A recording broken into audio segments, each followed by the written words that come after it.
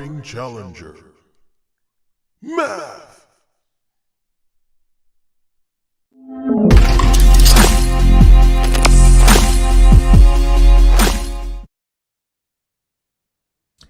What's up, everybody? Welcome to another episode of the Pixelated Echoes. It's been a kind of a slower news week this week, but we still got some things to chat about for this fun episode. So we're now on episode 14. That's crazy. I believe it's 14. So it's gonna be awesome, man. That we've made it this far. So props to everybody in the chat already. Decado, Bold Alpha Wolf, and Def Leopard saying it's 3-Bit's fault. Appreciate you, man. Thanks for coming on by. And Decado says, nice full beard there you had, Mav. It looks more orange. Well, I noticed with how red. I mean, I do have red in my beard, so you got that right. But with how red it is, with the full on mustache, like the handlebar style mustache, and then the green hat, kind of look like an Irishman, like a full on Irishman there. You know, like I'm ready to like go pick some 4-leaf clovers and find a pot of gold and all that kind of stuff. I mean, you wear the green, so and you got green in your background right now, so it's kind of fitting. I don't mind it. Yeah. So everybody, welcome on in. We're gonna jump straight into like what we've been playing. I'm really interested in what you guys been up to. So I've been playing Ace Attorney. That's been my game lately. I finished episode 3, so now I'm on episode 4, and I literally just finished it like yesterday, and I have no idea what the new episode's gonna be about. Each episode's like a different case. You guys never played Ace Attorney. Every episode is like, it's almost like you're turning on a new episode of a show. It's like a new storyline. So I've been playing that, and me and my girl both had a gaming session yesterday. That was really cool. Like I was playing a bunch of just different games. Like I was playing NBA 2K. I been grinding on that game, and every time, listen. So sometimes I get tired in that game, and you can simulate games for your team because I'm playing on my team. Every single time I simulate, my team loses. And it's the most annoying thing ever. Because I'll be like, oh, I'm on like a 20 winning streak or something like that.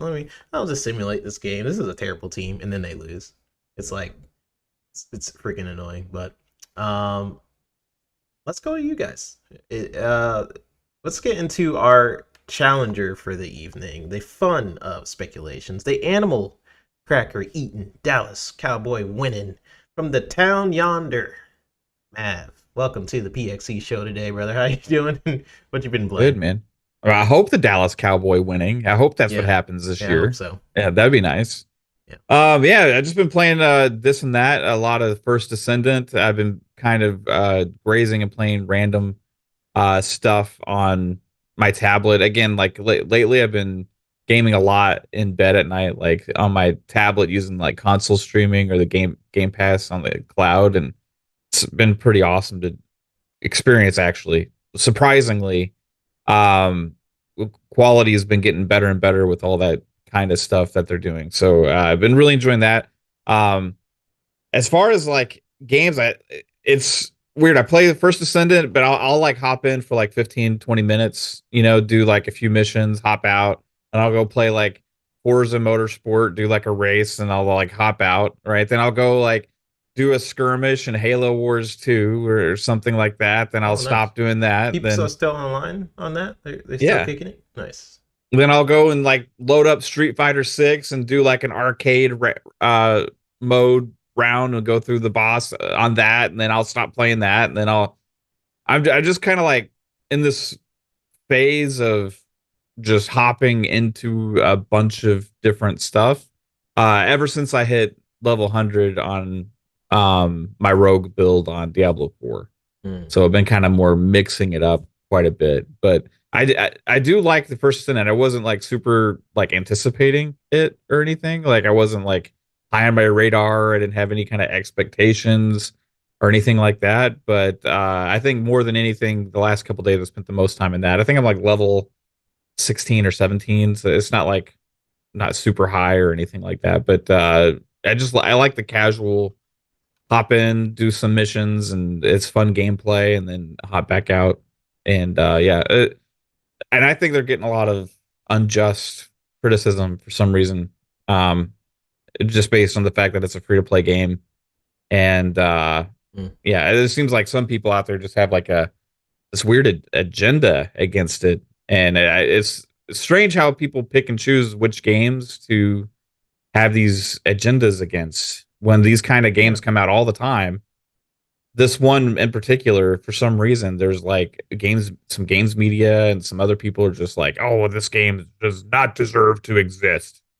And it's like, okay, or whatever, man. You just play something else. But yeah, dude, it's gaming so good right now, and it's like the first half of the year is now wound up, and now we're on to the second half. That's going to be absolutely insane. But more than anything, I get in this mode of anticipation, Yep. right, of all the things to come, and there's a lot we're about to get, and I'm super pumped for that. Yeah, that's something like maybe Fuzzy, you could leave with that topic because I'm interested in what's kind of going on with the first Descendant. So we'll probably bring that topic up again. We were Hmm. talking in DMs about like different topics. I'm like, what do we talk about this week? So let's get into you, Fuzz, my special co-host of the day, a man who could drift around any corner, the speed racer, the racing legend, the Fuzzy Belvedere. How you doing today, dude? And what you been playing this week? What you been up to? Oh man, I'm great. I've been playing a little bit of everything as well, but my usual stuff like GT7, Forza Horizon 5, collecting cars. I know there's an update for GT7 next week where we're getting like 6 new cars. So although they're not new, they're kind of different versions or newer model years of some of the cars already in the game, but still having fun with it. Still having fun with Horizon. I already got this week's cars. Just waiting until Thursday for the switch around for the next week or the next season. Played a little bit of Division Two. That was before the first Descendant came out, and figured get back to the old things that I enjoy and stuff like that. But first Descendant definitely is scratching an itch that I didn't know I had kind of deal. Mm. It's my new go-to game. It's got me hooked. Level 34 on one character, master level 8.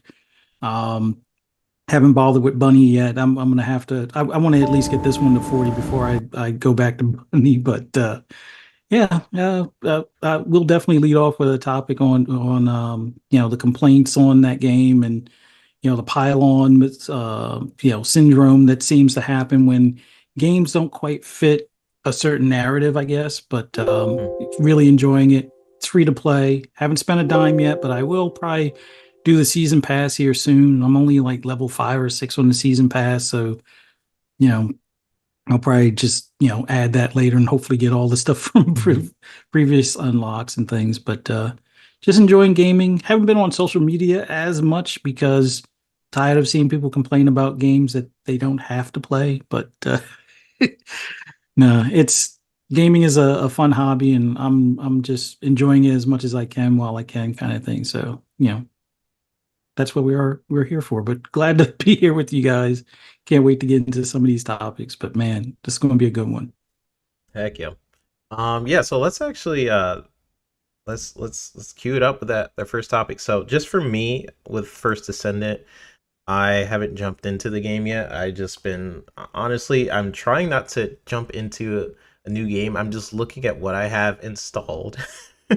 And I'm trying to play what I have installed because I get so distracted lately with Game Pass. It's like it's a blessing and a curse to have so many games come into Game Pass and all these different games are coming out. But I'm trying to like hone in a little bit and be like, okay, I'm going to play the games that are installed on my thing right now. So I've been trying to finish up Ace Attorney. I'm playing NBA 2K. I want to finish up until I win the finals, all that different stuff. But this seems to be what you guys are bringing up. Seems to be a pattern that happens with different types of games. But yeah, go ahead, cue it up, Fuzz. So what's been happening with the first Descendant reviews and stuff? All right. So this is just one of the stories out there, but there's been quite a few, gaming sites or gaming journalists out there that have kind of been, giving their bad spin about the game. It's egregious microtransactions, being roadblocked at, points and things like that. But we'll stick to Paul Tassie's. The first Descendant has Warframe's worst microtransactions with few of its strengths. Okay. But yeah, it starts off. I am still pressing forward with the first Descendant, which does have decent enough combat and building or build crafting. I've found for what it lacks in story and mission diversity. Now, I don't think many people really bother with the story as much in looter shooters. Like maybe the first time you play it, you pay attention to all the cutscenes. Most of the time, if you're one of those that's trying to get to end game, you're just skipping everything until you at least get there, and then it's like you have to go back and look and figure out, well, how do I up level my gear or my weapons and stuff. But you know, it has a story. It may not be the most interesting story, but I would say it's a stronger story than what Outriders had, and I enjoyed Outriders. But well, let's continue what he has. But the more I play, the more I keep getting slammed in the face with things I hate, namely all of which have to do with microtransactions. And ones pulled directly from the game is emulating in essentially every single way Warframe. Now, I'll be honest, I haven't played that much Warframe. I played Destiny and The Division. Yeah, I played it quite a Warframe bit. always seemed like it was a little bit more of the hardcore looter shooter. Like, not saying that Division and Destiny are casual, but I would say in comparison, it always gave me that vibe that those two are more for the casuals. I mean, you can be a hardcore and no life Destiny or no life Division, but like if you were playing Warframe, you were in it for the long haul kind of thing. And that's the way I always seen to me as somebody looking from the outside or from the outside looking in. But yeah, I kind of stayed away from Warframe. But for right now, look, as a person that's played Destiny, vanilla Destiny 1 on PlayStation and absolutely hated it. And I think that was one of the main reasons why I switched to Xbox, because at the time, nobody had mics. As we all know, nobody uses, or I won't say nobody, but hardly anybody uses mics in multiplayer for on PlayStation. At least it seemed during like the PS4 days and stuff. So it was like, you get squatted up, three of you are running. I'm trying to kill everything. This is like early Destiny. I'm shooting everything that moves. The other two are just running past, not even communicating that they're trying to get to the end. They just leave me behind. And it's like, eventually I guess I get, fast travel to where they're at. But it's like, um, after you do a couple of those missions, it didn't really seem like there was much else to do other than like the raids, which I didn't have the 2 and 3 hours that some of my coworkers wanted to put into it. So it was like, just tell me when y'all beat it, and then you kind of walk me through it afterwards. But I'm not discovering this on my own, or discovering this the first night for like 3 hours and yelling at each other because you didn't cover the left side. No, we're not doing that. So, but I'll move on. The problem here is that the first Descendant has taken most every bad microtransaction concept from Warframe and made them more expensive and worse. Every day I find some new absurd thing the game has monetized. And while, yes, there are paths to grind out much of this, they make it so absurdly frustrating a lot of the time that you're just going to want to throw a towel in and pay, which of course is the point. But once again, this is a free to play game. You can walk away from the game, or you can continue to play the game with no cost out of pocket. Or, there's the season pass, there's, shortcut or convenience materials type of things and things for research and stuff like that, which even single player games like, Assassin's Creed has some of those same shortcuts for materials and craft and stuff like that. Yeah. Destiny has that same type of deal as well. Although I other than when Destiny came to Game Pass a couple of years ago, I think it was like the Witch Queen or something. I forget which one it was, but it was like when Game Pass had that, and I was like, I'm not paying them $70 after I bought the original Destiny, and then that didn't land like I hoped it would, type of thing. I wasn't going to give them any more money, but having it in Game Pass made it where, all right, I'll give it a try. It was like almost free to play at that point. And I think the main game with Destiny was free to play at that point anyway. But I got into it and then realized that what I got from that was being, sunsetted anyway. So it kind of, spoiled that whole deal. But there was still like dust or sparkle stuff or whatever for like, certain things that you could buy with real money to buy or turn into cosmetics. I think at that point they hadn't listened to the fan feedback on like the armor coats and things like that, where you can only use the coloring once or something like that type of deal, which, I mean, it is what it is kind of deal, but this game isn't too far off from that. And I would say in the grand scheme of things, it's not the most expensive free to play game I've seen. I've seen other ones where, in fact, we're now getting Valorant, coming to console. Which, by the way, because of Xbox Game Pass, most of those additional characters you'd have to pay hundreds of dollars to unlock. We actually get for free, but that's a whole nother story. But I just after reading this article, I got the sense that Paul Tassi, being the Destiny fan that he is, and maybe his view is a little skewed because he's a PlayStation preferred player, and this title isn't as optimized on PlayStation. The Series S and X seem to have it where they can about that.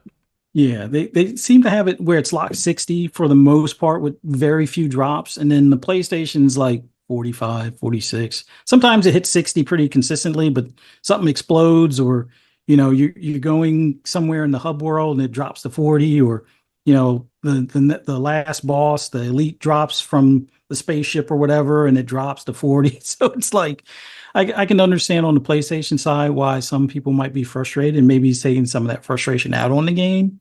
But it seems like he's forgotten that you still have to pay for the expansions on a free-to-play game with Destiny. But, Destiny's coming to an end and maybe he's looking to replace Destiny.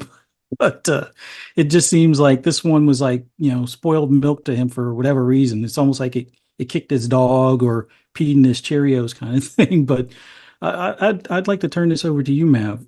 As far as hearing some of the feedback from Paul Tassi, as well as, like VGC and a few other news outlets, what are your thoughts as far as how people like to pile on a game if it doesn't meet their expectations, where maybe their favorite game, they're comparing it, like for like, or they're not looking at the grand scheme of things with it being like a free to play or in a subscription service or what have you. So what are your thoughts as far as the critiques and criticisms? Yeah, it's kind of one of those things where it's like you see this time and time again where there's like this one games media person that just seems to be laser focused having an agenda against one game. Like first, we saw this a while back with was it Destin Legary and Suicide Squad, right? Then we saw it with Gene Park and Hellblade 2, right? And then now we see this with Paul Tassi in the first Descendant. And it's like how it's almost, for me, it feels like an attention grabbing thing. They realize that a take that they have or something is drawing attention, so then they just keep going and keep going and keep digging and keep piling on and keep piling on to become like this voice for what they think is the voice for the people or something like that. And like they have this like grandiose feeling about what they're doing for everybody. Oh, we got to correct this in gaming. We can't allow this kind of stuff. Oh, this is a travesty. And it's like, dude, it's a video game. It's not for you. It's not for you. But like it feels like a lot of times these guys feel like they're things are pointing out as like, oh, really?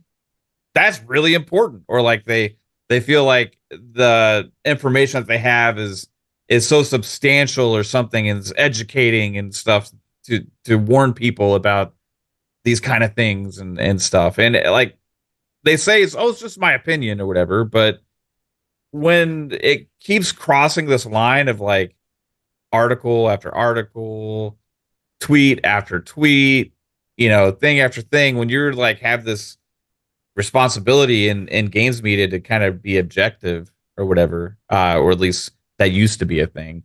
That's one of my other things is they claim it's not part of their responsibility anymore whatsoever. But anyway,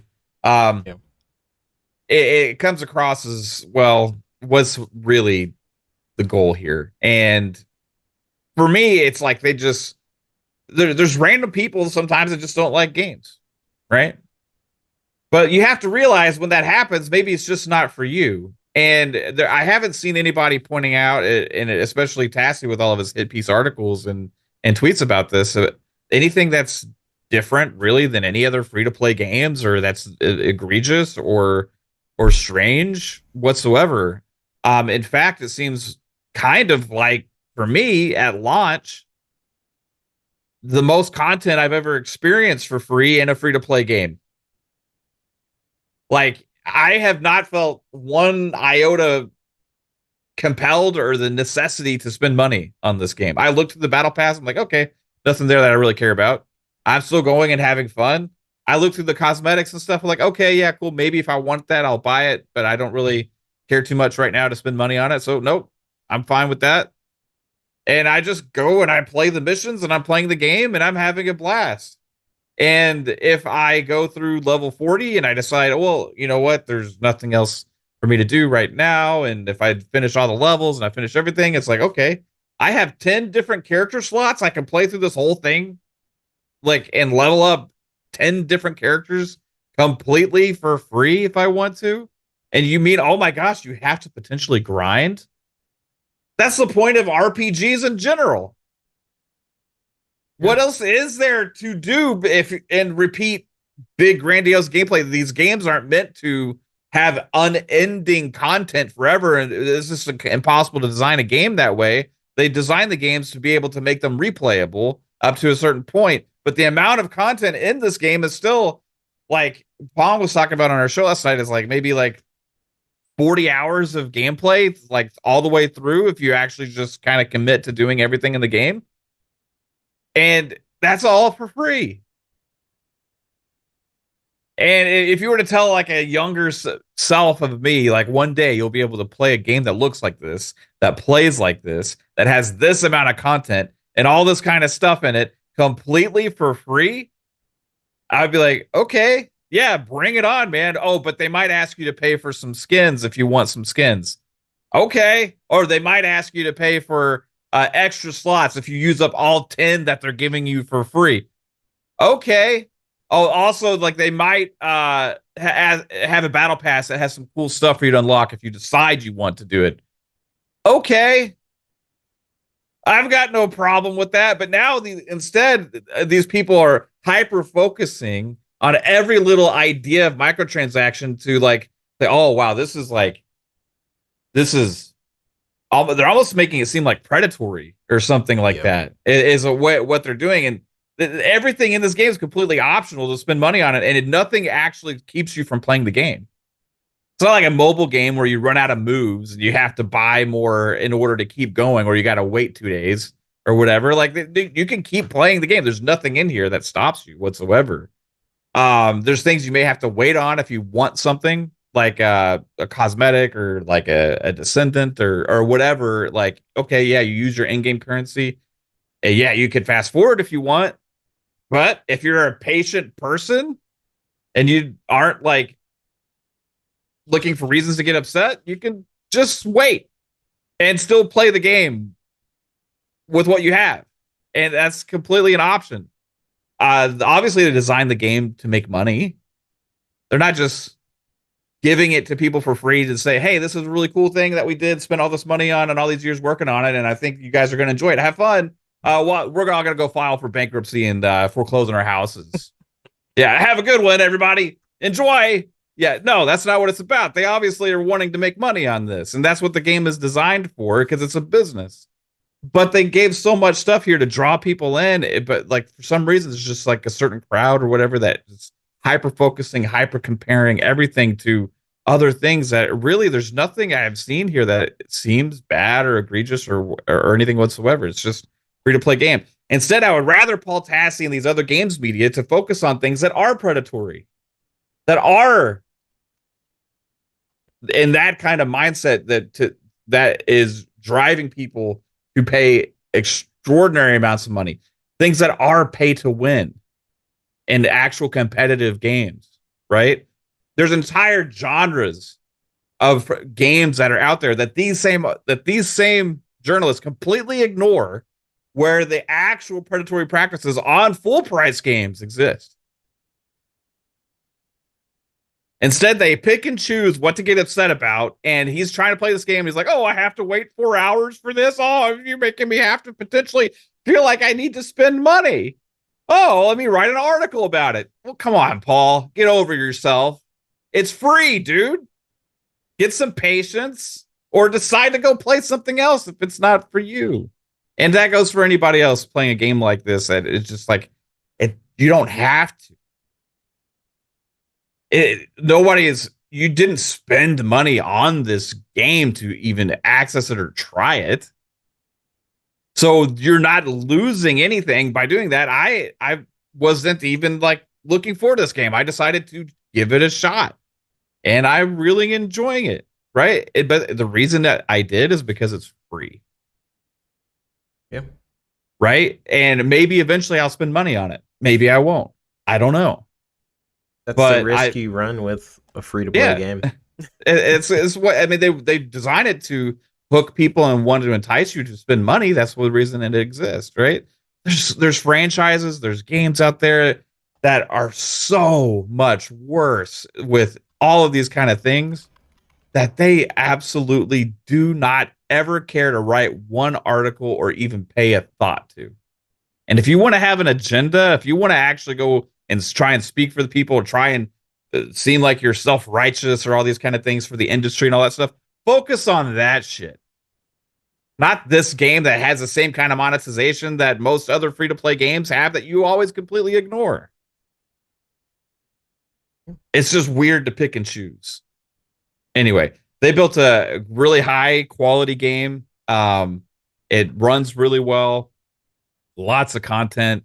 The gunplay is great. There's lots of awesome guns to pick up, and the systems are simple for to understand without even like paying ultra attention. Like I always kind of skip stuff and whatever. I can figure out a lot of the systems in this game just really quickly and easily. Hop around to different missions quickly, easily. Get into matchmaking quickly and easily.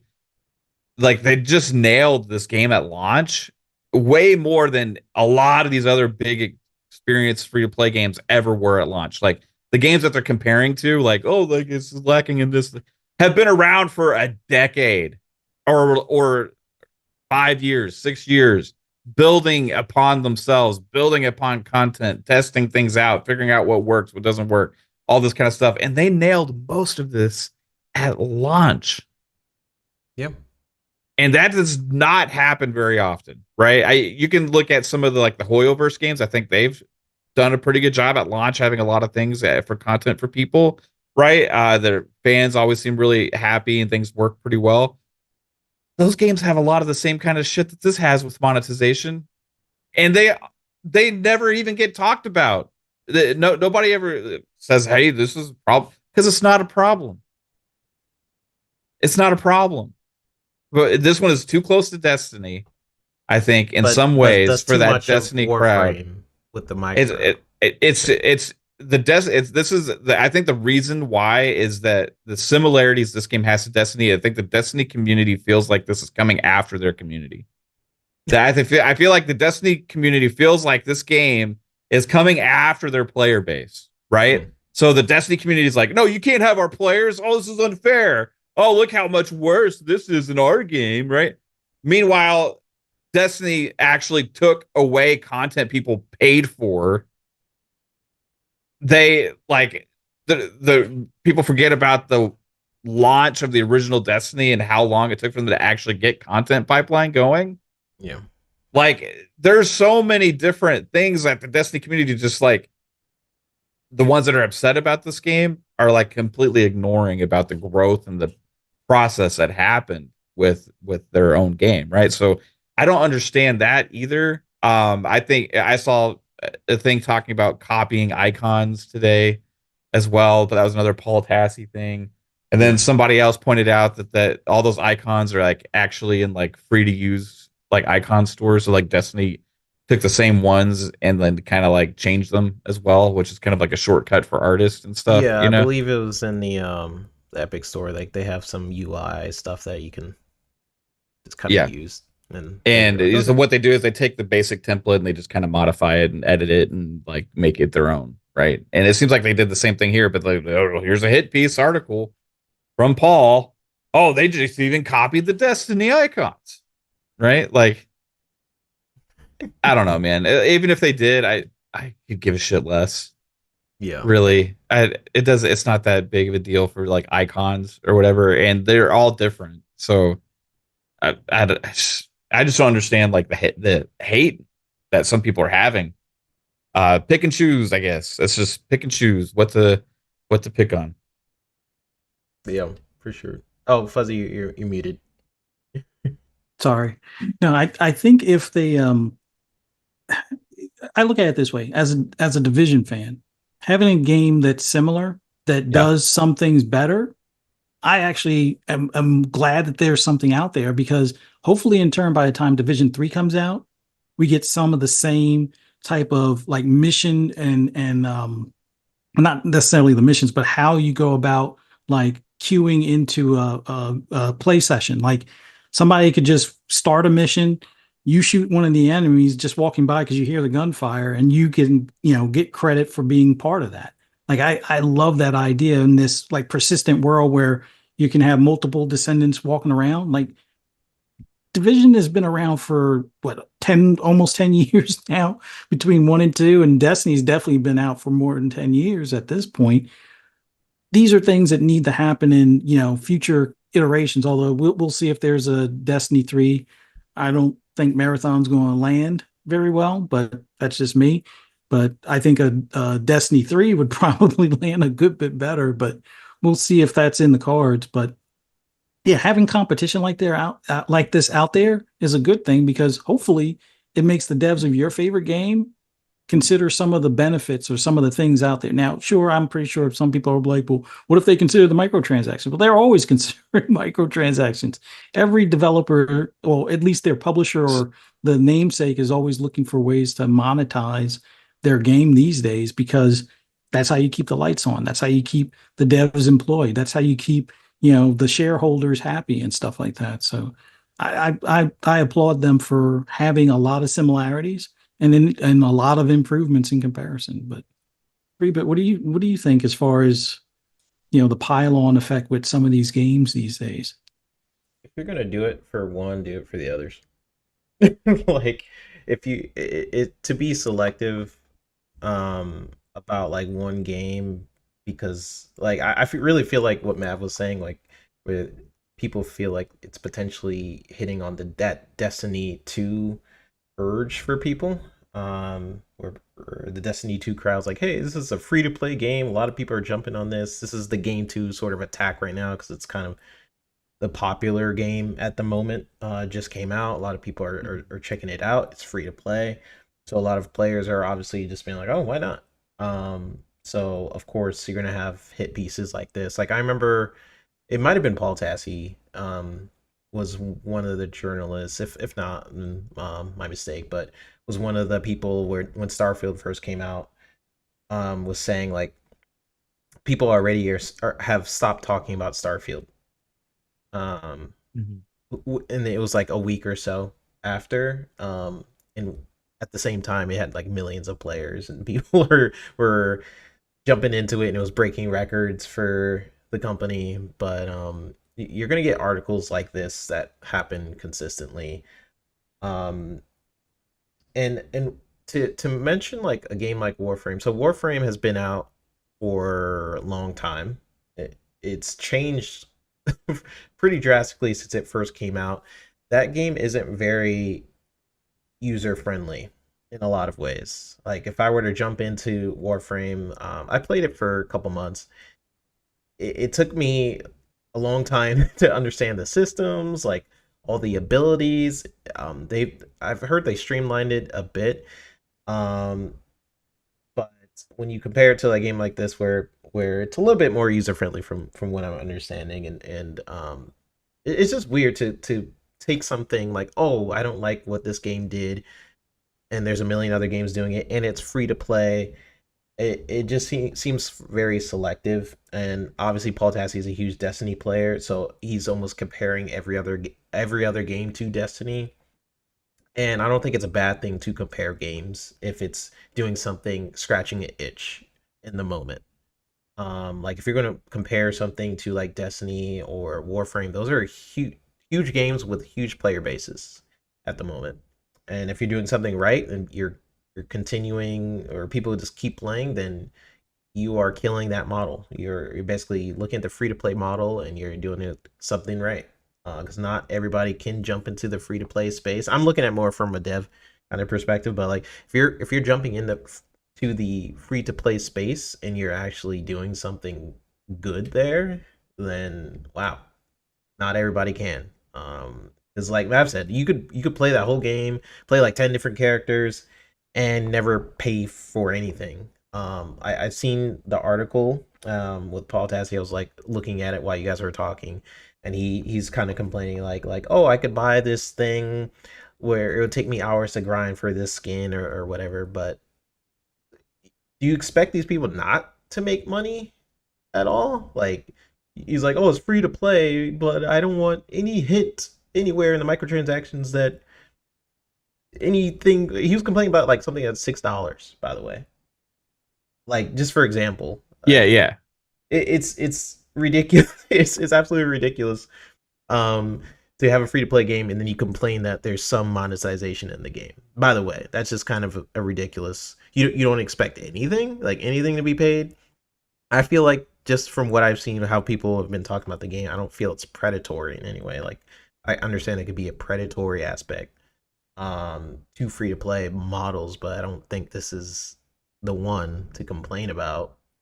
I think some games that people should be complaining about is what Destiny has been doing for a while. Basically, if I had packs that I bought for Destiny 2, those are gone. Like some of those some of the content expansions and stuff, because like they completely ripped it out and you can't play it anymore. That would be something to keep writing articles about, or being like, hey, are we going to bring that back? Like that that to me is pretty predatory. But to basically complain that a free to play game is offering skins for $6 or $8, and you're worried that you can't, it'll take you hours to grind for that skin, you're complaining about the wrong things. And that's my problem with a lot of gaming journalism nowadays. They really don't celebrate the good things when it happens, or like if something is good, like something that is I don't know, that's impressive or something, you'll never hear any articles about that. It would be a comment in the wind. You'll never know, because it's usually the negative that gets more attention, unfortunately. But that I feel like that's in everything. Um, I seen a couple of comments I want to bring up, because I think uh, Jasper said something earlier about like the content loot. He was saying like certain mission structures like over and over. I don't know where that comment is, but that's also a thing that's hard to do with like free to play games. Like you're gonna have to mix it up for a while, and then people are gonna discover like a couple days in how much your game actually has to offer. Because with like Halo Infinite, that was a game where it got really great reviews initially, and then people were like, "Wait, where's the rest?" you know, that's when the problems arose. That's just how it is nowadays. When you have a free to play game, or when you have a multiplayer game, you need to have content that will keep people interested. And to me, the best way to maintain that, by the way, is having PvP. That is a way to do it. Which I don't think this game is. I haven't really jumped in this game. Not yet. No, no Yeah. PvP. So when you have PvP, that sort of competitive aspect, where oh, I'm gonna kill that guy next time, is not there with the AI boss. You know, that's just a natural way to, in my opinion, to make content last even longer. But that's just me. But yeah, to answer like both of your guys sort of things, I think it's annoying when you have journalists kind of come out and just attack a game. Like I remember, I mean, me and if you guys look on my Twitter, me and Destin was going at it.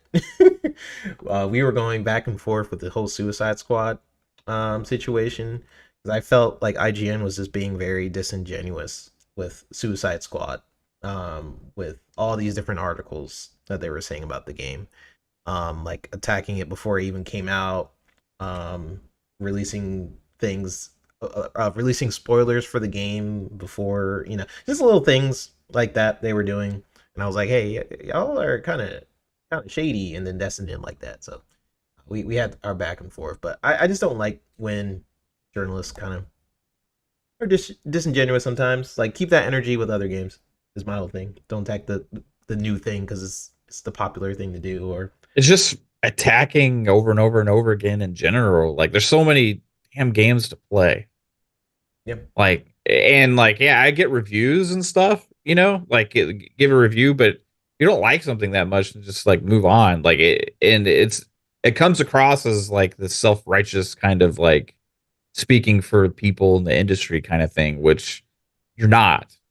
right. They think it seems like they think they are, but doing some kind of service or something, but it's not. Instead, it's like doing a disservice to a game that has nothing really egregious or anything really wrong with it. The same with those other games, and it's like just the pick and choose mentality over what they're going to get upset about. And I just wish like these guys would like give their opinion on it and then move on and do other things. But instead, it's like article after article, tweet after tweet, and all this kind of stuff. And like the only thing you could think really that's beneficial to anybody is themselves and the attention they're getting from it. You know. Yeah. So it's the state of games media, and the same thing happened with Starfield, but like in a grand scale, like there was just became the popular thing to hate on it and write hit piece articles on it for months and months, like even writing articles like you forgot about it. People would hate on like it you and be said, like, wow, this is my game of the year. Like, Yeah. not even that long after. Right. Oh, the day, like the 2 days after, I got almost like an argument on a show because like people on the show I was on that were saying it was their game of the year, but they would give it a 7. Yeah. So I'm Were like, they playing? and this was like in September or October. So I'm like, is it like really like is the gaming that bad this year? Like that? And this was in it was 2023. Mhm. Yeah. One of the best years ever in gaming, and like people saying that it's their game of the year and it's a 7. I was like, doesn't compute in my mind. And instead, and like the entire, and this game had been reviewed fairly well from the overall critics, except for like certain ones that seemed like hit piece articles and stuff, right? And so, but those same things is what they were focusing on. Just those few opinions, a few articles, a few people were what the conversations that everybody wanted to have at the time. And I was like, Yep. this is a fucking awesome game. It's similar to what's happening here. Now that you say that, like with Starfield, they were like, oh yeah, it gives you all this content. You get to go to different planets and you get to do this. But, it's not like No Man's Sky. Right. It's like, it's literally like it's the same lacking thing. this, it's lacking this, it's lacking this. And it becomes that's 90% of the conversation instead of everything that the game is or was. And Mhm. that's what drives me crazy about some of these conversations that people have with these games. It's not like a bad game that it's like, oh, this was a huge flop failure, all these problems and all these issues and stuff. Instead, it's just like they had in their idea something that it was, and it wasn't that. So instead of talking about what the game is, they talk 90% of the time about how much they're disappointed that it doesn't have these certain things. Yeah. And that becomes the whole conversation that everybody ends up having. And it seems like this big failure or something when overall the game sold really well. Still tons of people play it. Some of the people's favorite games of all time, reviewed overall fairly well. You had some crazy reviews out there that were just absolutely disingenuous and hit piece articles on purpose. And they even said so in some of the reviews that were weighted and counted. One gave it a 4 and it pretty much said that because they didn't think Bethesda likes trans people is why they gave it a 4. Yeah. I mean, it was actually in the review. God. Right. So you can't take things like that seriously. And then but it spread so much to the point to where that was the overall conversation among like even normal podcasts where you have people in their mind saying like, I got to review this game. I'm special. Nobody else understands what it takes to review. I am being a reviewer and I'm giving this game a 7, even though it's my game of the year.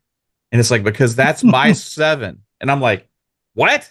What is your 7? Like, everybody knows what a 7 is. Your 7's not any different than anybody else's 7. You're not some kind of special person that understands things differently than everybody else. And like, my 7 is different. Us gamers have been understanding this general score scale for the last like 30 years of game reviews and stuff, for going back to old school magazines.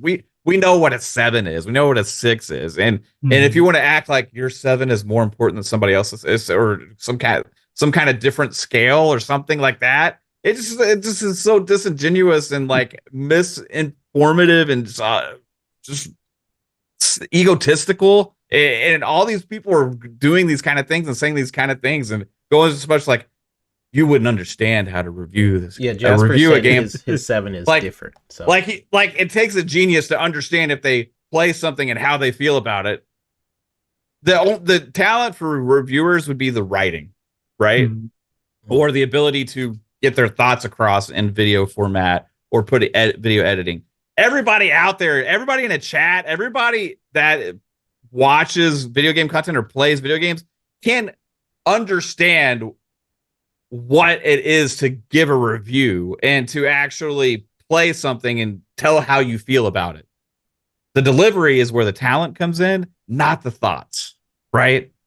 And for somebody to think that they're have an ability somehow to give a review and nobody else does is absolutely asinine. And that goes to these games media people who think they have their opinions are more important than anybody else's when it comes to things like microtransactions and all this other kind of stuff. Everybody in this chat, everybody in any of our chats or any of the fun speculation or anybody, you have just as important an opinion as anybody else that is delivering vocal thoughts or writing impressions or writing reviews. Nobody else is more important than your own opinion, right? And for people to actually go out there and make it seem like theirs is more important than everybody else's is where I have a huge freaking problem with, man. And like, I can't understand the people that fall for it. I can't understand the attitudes behind it, and people to think that nobody else can do that same kind of thing if they decided to or wanted to, like, is where it's also very disingenuous. Like, one of the best games media people out there for me still is Jez, right? Because he actually does the legwork to actually ask questions and to media people and writes articles about things and tries to stay out of like personal biases as much as possible. It comes through sometimes, but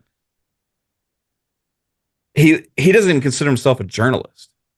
And he considers himself a blog. Feels like the most journalist person I know that actually like investigates. Yeah. Exactly. Yeah. But these other guys don't. They don't ask the questions. They don't do any of that work, man. Like it's just all opinion pieces and people's egos to make themselves feel like they're important to the industry and important to the readers and all this kind of stuff. And I don't know. I want to make sure I get John Cena's review and his he's actually the fourth box right there. I wanted to make sure he said he's good. He's good. Okay. We got a couple people in the chat. Yeah, you guys are going in on some of these, so I appreciate y'all. Yeah, and everyone's saying Jasper's 7 is like a 9. You know what? Yeah. Actually, I agree with that. You know, when Jasper he will criticize the game, and I'll be like, dang. Yeah, Jasper's consistent with it though. That's what makes it different. Like some of these guys, it's like they pull something out of the air, and it's like, oh, this is higher than everybody else is thinking. Nobody else understands this. Like, come on, bro. Yeah, I think the thing that gets me is like when there's reviews that they're based around what they were expecting as opposed to what it was. Like it only happens in gaming, because I was thinking like, can you imagine somebody reviewing a TV, be like, "Oh, I reviewed this 40-inch TCL, but it's it's not quite like a 65 Samsung because it's a smaller screen." Like, how stupid would that come across to review a TV based on what you hoped it would be as opposed to what it actually is? Oh, I didn't like this Hyundai because it's not as fast as a Ferrari. Like, duh. Like, I don't know. Only That's in what gaming. like Gene Park had said this when he was going off on Hellblade 2 and somebody's thing is that his like the menu. job if he's being objective, he's not doing his job because his job is to be critical. And I'm like, at what point did being a critic turn into you're not allowed to be objective? He actually said that it wasn't his, and I like Gene Park, but that whole thought process is just completely backwards. It used to be the hallmark of being a reviewer of anything, of any product. It used to be the hallmark as the ability, despite your biases, despite your preferences, to be able to objectively look at something to give an informed consumer information on buying decisions, right? That is the essentiality of what a review is. You're informing people on the good and the bad of a product that is informative for them to make a buying decision or a recommendation or not, right? And the hallmark of a good reviewer used to be the ability to remain objective, so that way your own personal preferences and biases weren't pushed through for that information. At some point, it became so much to where the review is about the reviewer and not about the product. And it said, this is what I like. This is what I think. And this is your views better align with mine. Otherwise, it's pointless what I'm saying. Right. And that's what they're basically saying now. And this has been accepted among games media and among critics and all these other kind of things, that this is the normal now. The normal is that it's all opinion and that nothing matters, right? So if that's the case, you can pretty much throw away every review you ever read out there, because the only person it's serving is the reviewer themselves, not the audience. If you took that same concept to all of consumer products, oh, what a shit show. Could you imagine the audio tests and stuff for reviews for like audio equipment or like speakers and stuff or our cars or vehicles or people TVs reviewing like an iPhone, they'll be like, phones. I like the way it held last year, so I'm giving this a 3 or something. The only place they put this idea into is when it comes into entertainment. And I will even argue that movies and TV show reviews have had more credibility in the last 10 years than video game reviews, because the video game reviewers have gotten very egotistical and like where they're important, they feel like they're standing for things and like geek culture, and they're standing up for consumers, all these other kind of things where they prop themselves up so much. And I don't know, it's easy to see through this shit. We've all been here. We know like what it means for certain games to have certain mechanics or monetization or models, and this is no different in this game than any of the other ones, right? Yep. So really, it doesn't make any sense by the huge backlash. Oh, pretty cheap. Good points, everybody. I wanted to bring the conversation to what's been happening with Transformers. And I put my little Transformers little thing up. So, recently Transformers Cybertron games, they've been listed on Xbox again. For those who are unfamiliar, this comes from an article on GameRant. This is back in July 2023. So let me put up this article up on the screen so you guys can see. It says Hasbro expressed interest in bringing back classic Transformer games on services like PC Game Pass, recognizing the potential for its earlier titles to make a comeback. Activision's expired licensing deal led to delisted Transformers games being pulled from digital stores, but Hasbro hopes that Microsoft's pending acquisition of Activision Blizzard might change the situation. This was, back when it was still going through. It says, despite the uncertainty surrounding the availability of the delisted games, Hasbro's active interest in revitalizing earlier Transformer titles is an encouraging sign for gamers and suggests a potential for a AAA video game treatment in the future.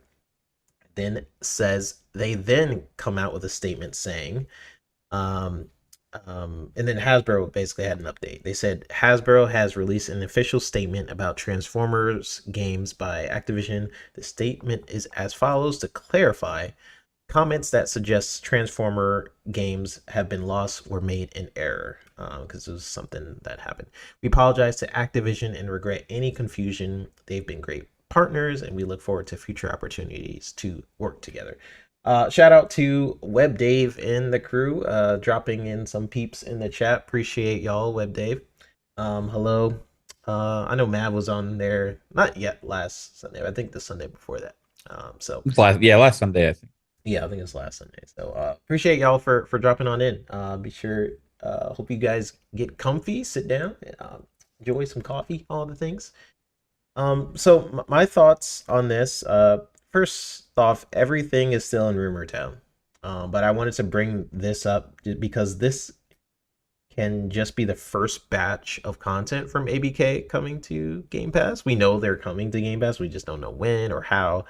Xbox has this now massive catalog with ABK games, and they can just kind of pull in their pocket and kind of decide which games do they want to go in and figure out the licensing for. Like Tony Hawk, for example.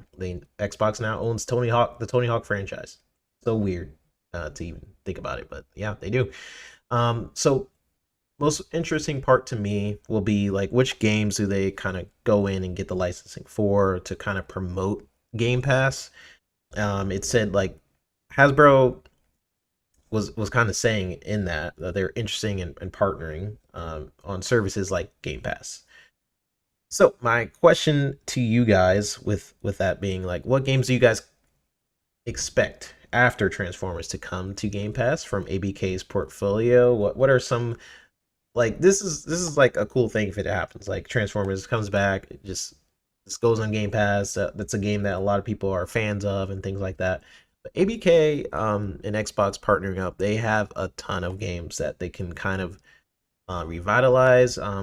If you guys remember a while ago when Xbox stopped their backwards compatibility program, one of the reasons they stopped it is because they kept going to different companies and they were just basically saying like, no, like we don't want our game to be backwards compatible, either because they want to sell it later on, they want to make a different version of that game, etc., etc. So they didn't want to do it. So it came down to not having a lot of options to put your game through the backwards compatibility program. They contacted EA, Ubisoft, all these different companies, and basically they just kept getting no's. But they did as much as they could. Now they own ABK, so now they can go through their library. It's cool to see a game like this potentially going there. It's just re-popped up on the Xbox store because of licensing, some issues there. But for some people it's popping up. I don't know if it's popping up for everybody. So this is still in rumor town. But listen, this is cool to me. I love those Transformer games. But what games do you guys kind of expect even after Transformers? Let's go past Transformers for a second. What games do you guys kind of expect to come to Game Pass from ABK? Like, do you think it'll be a rollout plan? We'll be like, oh, they're gonna do these games and these games. I want to kind of hear from you, Mav, as our special guest. What do you think Xbox is planning here? Well, I mean, Jess had an article diving into this, and like, first ones I think will be probably the ones that he had mentioned would be like the Crash trilogy, Spyro, and like Tony Hawk. And what he said is he expects there to be like a few a month, right? And them just to keep rolling this out.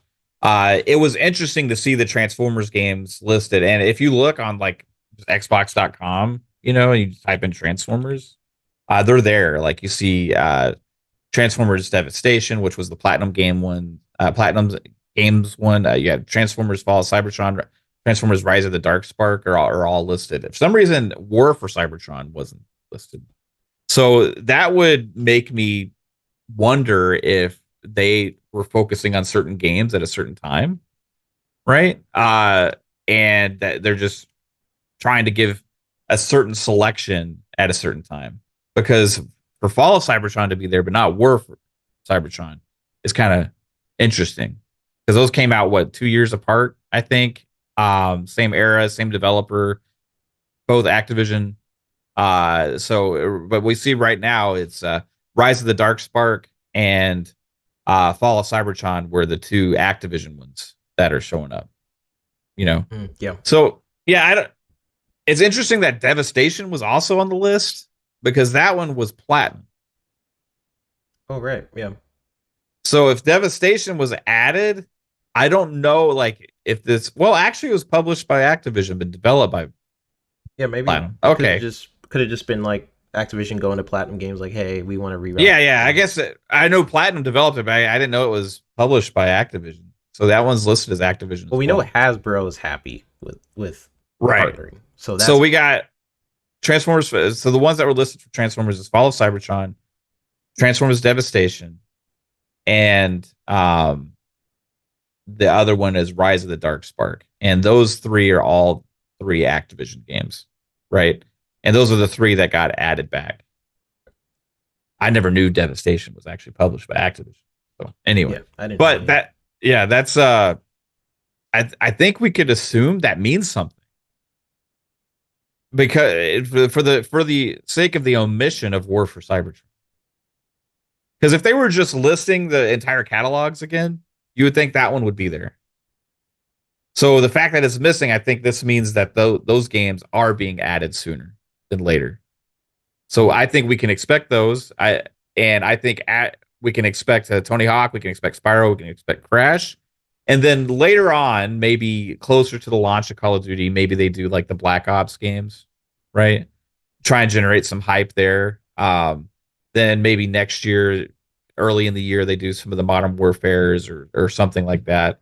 But I think all in all, what we can look forward to is just a consistent addition for these games going forward. And I just don't know how many at a time. But it's just going to add to this insanely loaded Game Pass lineup for the second half of this year. Do you think they're going to announce something? What events do they have? They have Gamescom and then Gamescom. I think there'll be something at Gamescom probably. And what I was talking about before was the possibility of the reason why it's taken so long, and another reason they could do a few at a time would be the ability for them to go with that team to reopen like back compatibility, FPS boost, 4K upgrades, stuff like that they've done on a lot of other games for free. You alluded to this before, 3-bit, that like they stopped doing that. Well, the reason they had stopped was because they ran out. They said this. They said, well, we've exhausted kind of like the games for us to do in our own library, and we've done the ones for their partners that would allow it, so there's really no other thing. So when they acquired ABK, something we had talked about early on is like, and people gave kickback on this, is like, I wonder if they're going to open up the backwards compatibility team, bring it out, and go back to that lineup, and then add some others and do FPS boost and all these other kind of things again, because guess what, they have a lot more games now and a huge library of old games that they could go back to if they want to.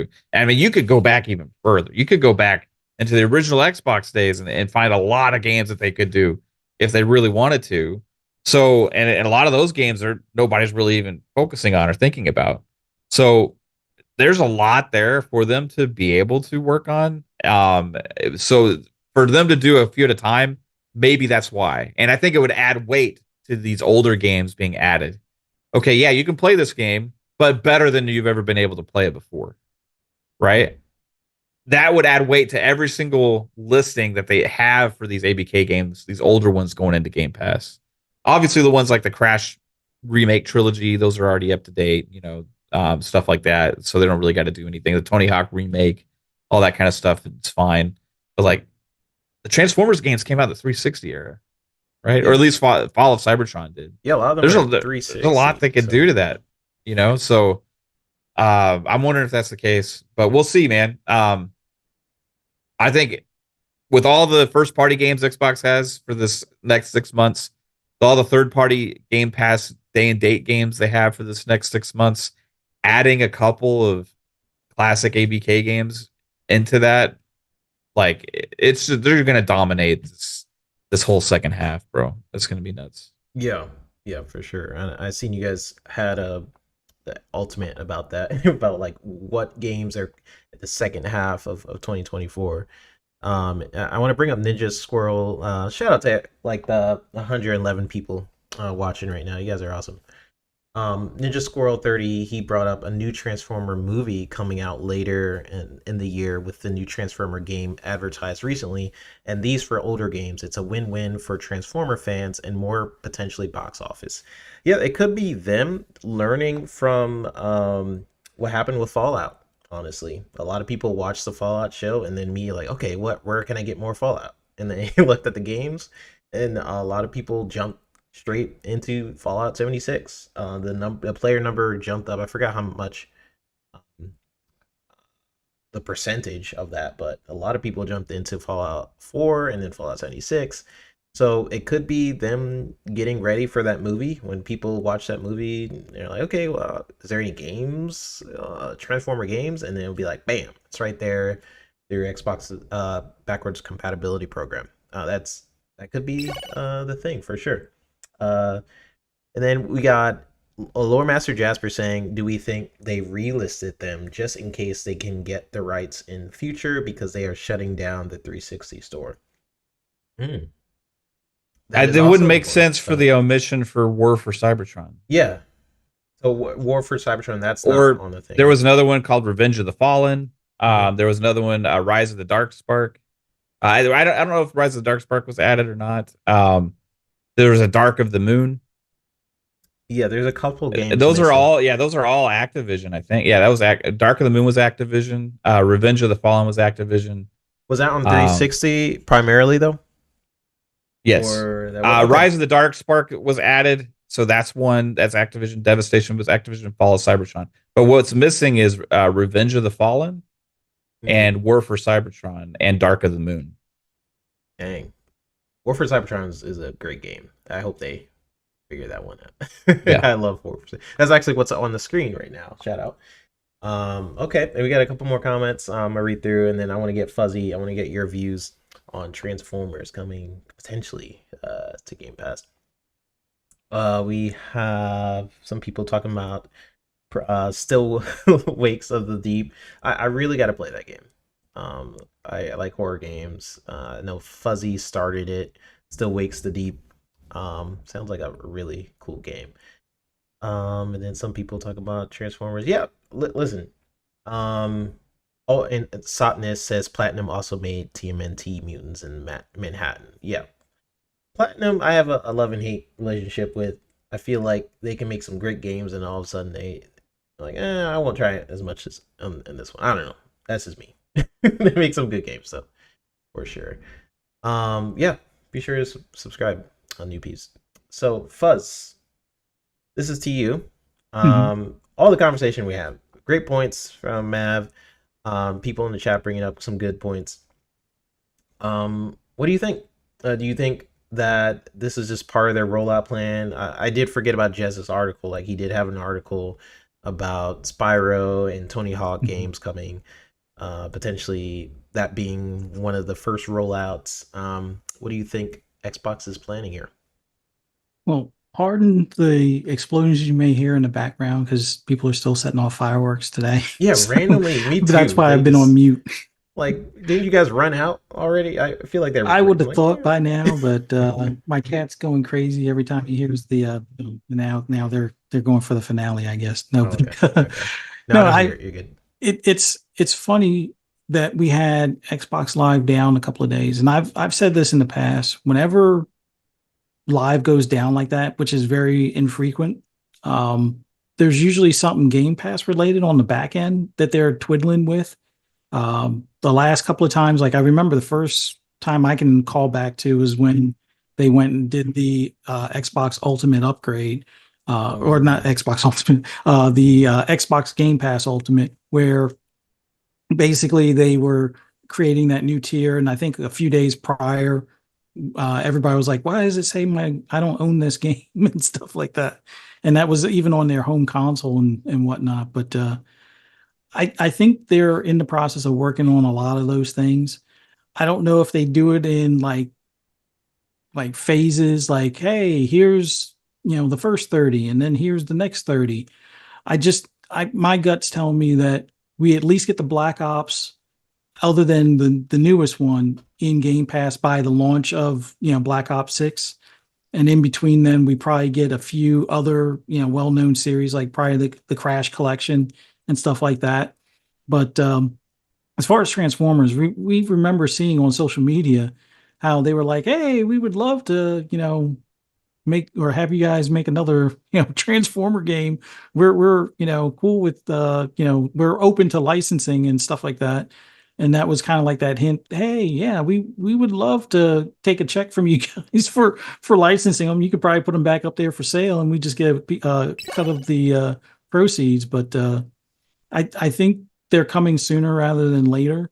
I think Gamescom is an announcement, unless something happens sooner than Gamescom. But I think it would be enough of an exciting announcement at Gamescom. And I know a lot there have been a lot of people that are like, oh, where's the ABK games? And it's like, I think the FTC and the CMA kind of made it, or partially made it, drag on this long, because I don't think Xbox wanted to really get everything intertwined just yet until they knew the FTC wasn't coming back, or that the CMA wasn't going to be any more of a problem. So that kind of put them behind the eight ball. And then for the fact that, like you guys said, they probably want to do the upres stuff, because why release some of these games in like the standard quality when, if you do the upgrade, especially if you're reopening, or you sent Hasbro a check for the licensing, the best way to do it is not do like what Rockstar did with the GTA collection. And well, they all they did was push the mobile versions, but you wouldn't want to just re-release it in its standard form. You'd probably want to upscale it based on what the current hardware can do. So I think all of those factors have been partly contributing to this delay. Yeah, we got Diablo back in April, and that was probably like the first test. And I know there were a couple of hiccups on the PC side of things for some people, not everyone, where once you did the install or did the link between BattleNet and Xbox, then sometimes it would load or not allow you to load until you uninstall or reinstall one of the apps. But I think they're trying to make sure everything works when they tell us, hey, and you can play, all of these Activision games today, on like the opening night for Gamescom.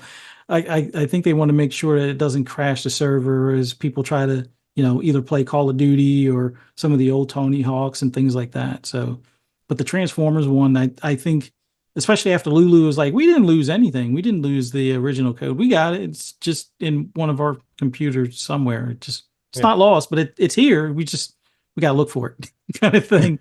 Yeah, I think that would be something that they've probably had working on since, everything was cleared and they did the acquisition and, signed the papers. I think that was one of the first things they were like, all right, where's that computer? Did you guys find it yet? You found it? All right, good. Let's get Hasbro on the phone to get the licensing check out to them for how much, whatever, and then see what you guys can do to get this, modernized for the series or the current gen consoles and things. But looking forward to it. The what was it, the Fall of Cybertron, or I forget which one it was now, but that was like the one I probably played the most of. But I would love for being able to revisit some of these Transformer games, just for the fact that, well, one, like you said, the movie's coming out, and they probably have been paying attention ever since Fallout, because that kind of caught them a little off guard, and they don't want to have not have a software out there to sell at the same time people are like, oh, the movie, yeah, what would it be like to play it as a video game? And they want to be able to have the ability to sell those games, even if they sell them at a discount.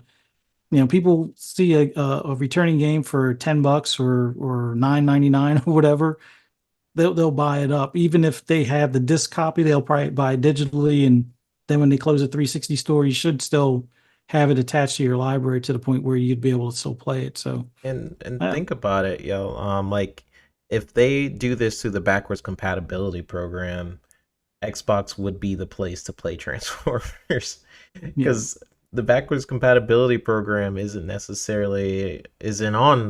PlayStation or any other device. So if people are looking up where to play Transformers, it would be the Xbox. Unless they did um a Like version a where they get, remaster, yeah, like remake. a remaster or something like that. So to RL Stein's point, he brought up something. He says no way they will drop 30 ABK games in a drop. They learned their lesson with Bethesda. And he says FTC is 100% why we haven't gotten the ABK backlog games yet. The delay has nothing to do with them needing the time to get games onto Game Pass. And he follows that up by that doesn't take a year to get done. It's not necessarily like FTC, yes, is probably why it's delayed, but it's also what we're talking about, like decisions they have to make with certain games. Like it, like should we remaster this game? Like we know the movie's around the corner. Maybe that's a decision they want to make. Like, hey, this game's pretty much already done. Maybe we want to remaster it and put it on the PlayStation as well. If that's the case, obviously that's going to take longer to put onto Game Pass because you've decided to not just re-put the game on the store. At that point, you're kind of going in and updating assets and things like that. And then you get certain games where on Call of Duty or something like that, maybe you don't want to like completely just overhaul the game. You might just want to just put it on the store. But what is the repercussions of that? Like, what is a good time to put it on the store? Maybe to hype. Maybe you could do something to hype up the next Call of Duty that's about to come out. That could be a marketing campaign. Don't think they're just gonna put it all in the store because of decisions like that. Like different games, but I do think there'll be batches. Kind of what I'm talking about. Like there could be like here's a bunch of Transformers games, here's a bunch of like Tony Hawk games, for example. Unfortunately, a lot of Activision games are licensed, so that is Tony Hawk games that have a lot of music that they have to talk to the artists and things like that. One of my favorite Tony Hawk games is Tony Hawk Underground, that has a lot of musicians and things like that in the game. So they would have to go and talk to those artists and probably buy those licenses up again. So it's not just as simple as like let's just put it on the store. It's being kind of strategic with each game. How much do I want to upgrade this game? Do I want to go ahead and remaster the whole thing? Do I want to I got to talk to some of the licenses for this game, or in certain games it might be really easy, like Call of Duty. I'm sure they have all the rights to. They could decide to just plop it on to Game Pass. Yeah, interesting conversation. Anyone have any lasting thoughts on that before we move to the next one? No, excited, Nope. man. Excited for Nope. the second half. Like in general, like all these games going to be dumping like a few a month, whatever reason, right? Whatever reason they decide. Even if they decided that hey, we're too spoiled to have a bunch of them all drop at once, and they want to take advantage of like bolstering their Game Pass lineup over a long period of time and all that kind of. Even if that's the case, and they just like, hey, here you go, a few at a time. That's all you get, right? And if that's still you add those up. You add the fact that also coming soon is the game ownership library or your library. May not necessarily the entire library, but they're supposed to be happening. I think fairly soon. This year is what they're saying. So your library into the cloud, so for you to be able to access those games. I'm excited about that.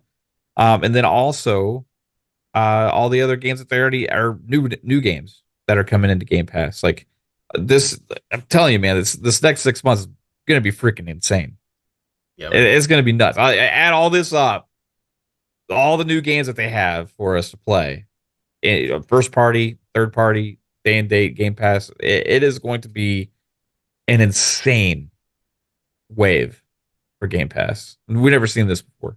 In the history of Game Pass and the history of subscription gaming in general, like ever since that became an idea and a thing, we will have never seen the amount of content from a publisher and their partners hitting a subscription service for day and date games like this next 6 months. Yeah, it's gonna be absolutely insane. Like last year in general in my opinion, was one of the best years for gaming in general. Like Yep. 2023, you had Baldur's Gate, you had Starfield, you had just it was too much almost. Like 2023 was just a master of a year, and I think 2024 it has that potential to burn 2023. Um, at least in certain games, like you're not gonna get a Starfield, but you're gonna get some amazing games like Indiana Jones and a lot towards the end of the year for sure. Like the second half of 2024. I mean, Hellblade 2, like such a good game. So I'm excited about this last bit of 2024. Like a lot of cool games coming up. So we kind of touched on this topic on FSP, and let me bring up Alana Pierce. So yeah, we kind of touched on this on FSP a little bit. It kind of goes into the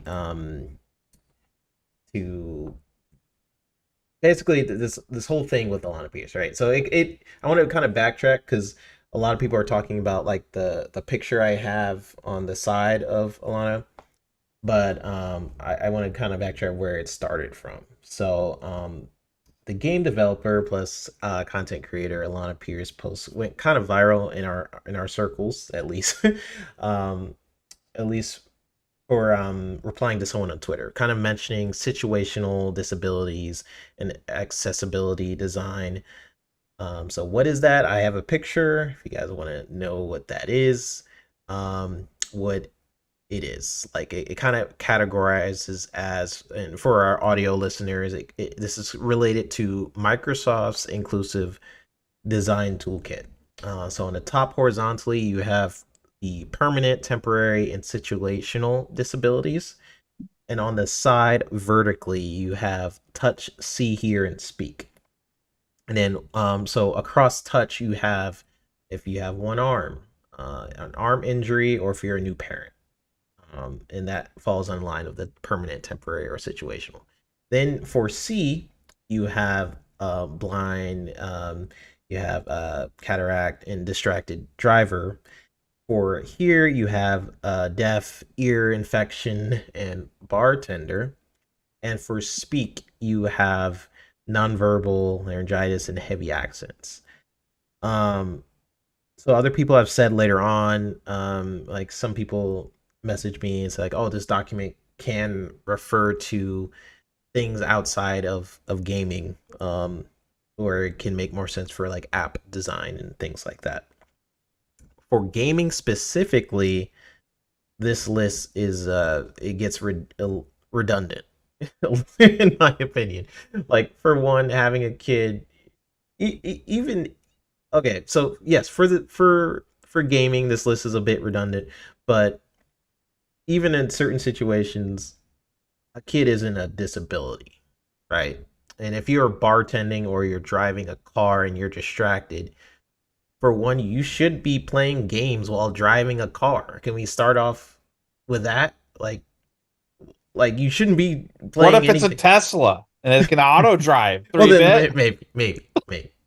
But even Still supposed to keep your hands around the wheel, though. yeah, you should not be playing video games while driving a car. So the fact that this is in there is interesting to me. But that isn't a situational disability. That is a situational like hazard, right? It is cool to add features to your game to kind of help out people with actual disabilities. It's something we kind of touched on in FSP. In some ways, it can make the overall experience like better. Like focusing more on audio, for example, like in Forza, for people who are blind. That's awesome. That's something that benefits people. Like, wow, the car sounds more realistic. It kind of benefits everyone in that regard. If you have like a single arm, for example, that's kind of mentioning in here, um, like Xbox focus on the adaptability controller to make it easier for to go through games with that support. That's awesome. Those are things that that I definitely agree with. The controversy on our side didn't really come from that. It just came from putting two. We thought about two things when I was really thinking about it. We thought about it in like almost two buckets. We putting too much resources into things that don't necessarily matter. Like, why should I worry about how to structure a video game if someone's bartending, right? Or driving a car, or like having a kid. That's not a disability. Like, we thought about it in that bucket, and then we thought about it in the bucket where putting resources into things that don't matter, and just kind of like things that like how can it affect the game itself. So I wrote down some of the different things. Um, but like, yeah, like having a kid is a disability. It's more so like a life situation. So I see accessibility in some ways that can harm game experiences, making things easier, like God of War. Like, this is one of my perfect examples where like Atreus, he would tell you how to solve a puzzle before you even get a chance to solve it for yourself. Like, is that making the game more accessible? Yes, I guess. Is it harming my personal experience with the game by making it more accessible? Yes. So that is a situation where it's kind of hindering my experience, and that's something ALANAH, she was touching on, like talked about, like asking for accessibility in games. It isn't asking for an easy mode, but in that case, that was the easy mode, in my opinion. Like, especially when you compare it to other God of Wars where you really struggle, like, but you kind of get that, like, yeah, I finally beat it. So ALANAH, she came out and clarified some of her comments later on, saying that she is an accessibility consultant and writer on God of War Ragnarok.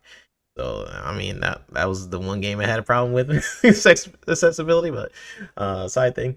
In the video, she kind of talked about like, what she did on that game, and sometimes that you have to make sure, like I really wanted to watch a video because I want to make sure, like, you don't just rag on people without finding out what actually happened. Like, I sometimes see the pattern, like people like, oh, I hate this guy said this one thing, and then you look it back and he didn't say that at all. But yeah, she made a video about where it initially came from. If I were to backtrack even further, it came about from a video where she disagreed with reviews that Elden Ring was too hard, and people in review sites were taking away points of the game, because they were like, this is too hard. She disagreed, saying you should get good. And then she had other people asking her about the accessibility, and they're like, oh, well, certain this is how it could work. And then someone in her thread put that picture up, and then people were like, what the heck, this exists? Like why? So that's kind of where it came from. Let me put that picture up again so people can see it. So that's where it all came from. She was just kind of mentioning in the game developer sphere that these are conversations that people have. Some other people came out to me. They messaged me actually saying that the document is more so a generalized document to pinpoint on different app infrastructures, not solely on gaming. But it seems to also focus on gaming at some point. I don't know. But I wanted to bring this to you guys, bring the conversation to you guys.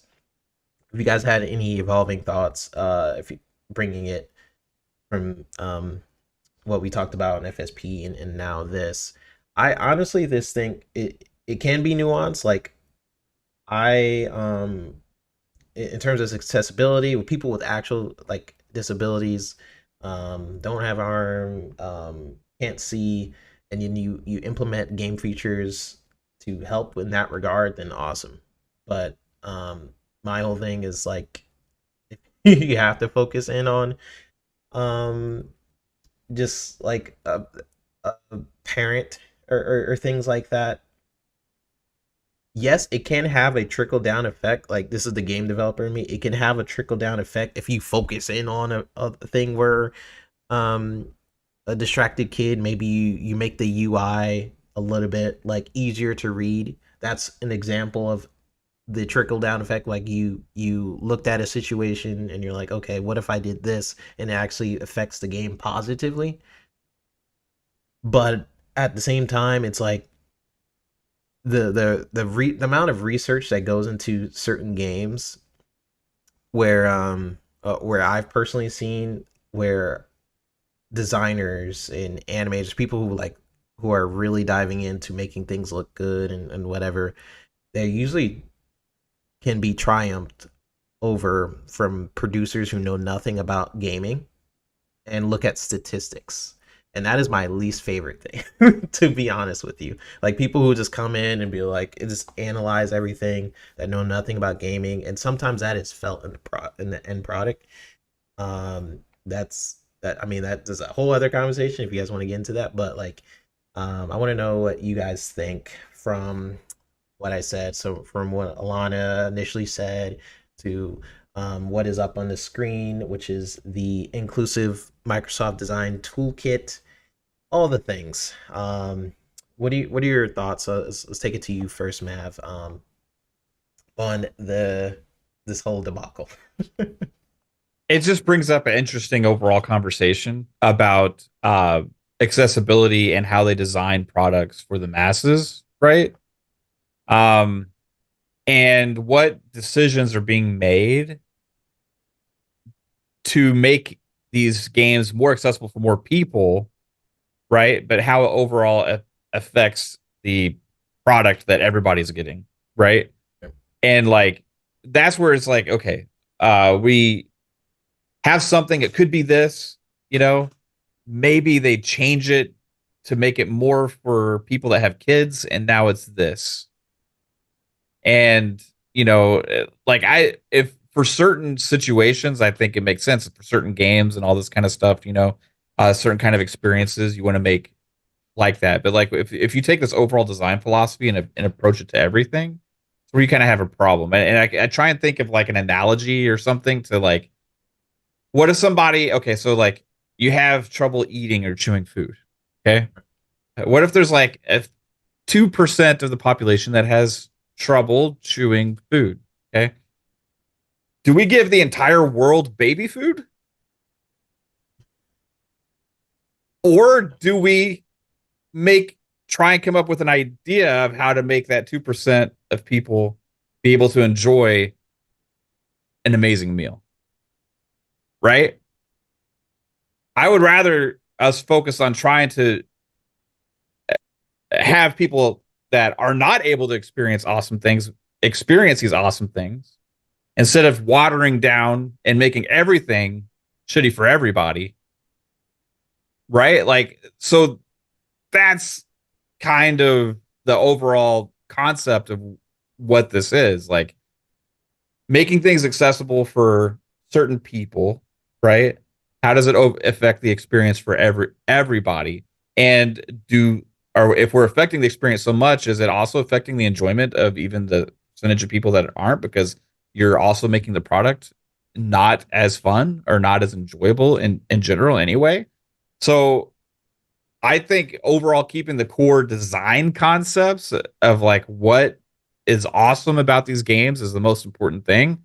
Keep the creators, their idea of what they want to create is the utmost important.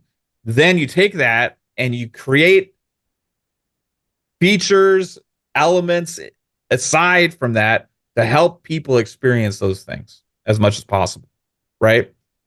Now, does not necessarily going to go for all the experiences out there, but I'm all for accessibility. But like, I'm not for watering down the entirement of everything for that, right?